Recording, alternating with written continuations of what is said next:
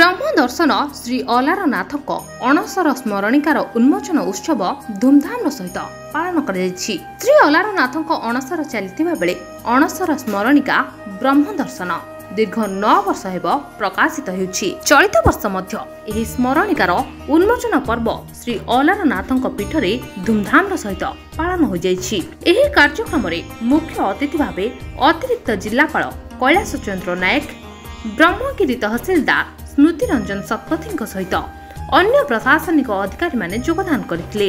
एही कार्यक्रम को नीलमणि स्वार, विभुदास भिकारी चरण जेना, कृष्णचंद्र रथ, काशीनाथ नायक, शिक्षाविद त्रिलोचन दलाई, गुणनिधि बराळ, कुमार श्रीचंदन, प्रबोध कुमार महांती, दुष्मंत किशोर स्वाई, आलोक कुमार प्रधान, दनार्दन पंडा, अर्जुन मुदुली, कृष्णचंद्र माझी, सांबादिक अमूल्य कुमार सुंदरा, रमेश चंद्र साहू, दिलीप श्रीचंदन प्रमुख मंचासीन होई ब्रह्म दर्शन पत्रिका किपरि होइथिला एक विस्तृत आलोचना करी अतिरिक्त जिल्लापाल कैलाश नायक द्वारा उन्मोचन करा जायछि।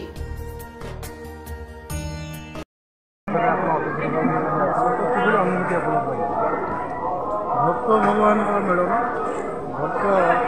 सब भगवान भगवान दर्शन सब भक्त जो महाप्रभु अनवर्ष जाऊँगी से अलारनाथ से भक्त को दर्शन दे धन्य करते कोटि जन्म पुण्य प्राप्ति हो भक्त मैंने महानंद भगवान को दर्शन करते अत्यंत आनंदित लगे।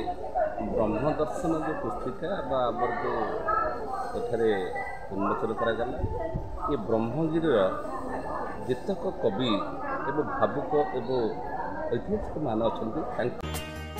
पुरीरू रमेश साहू को रिपोर्ट संभव टीवी ओडिया।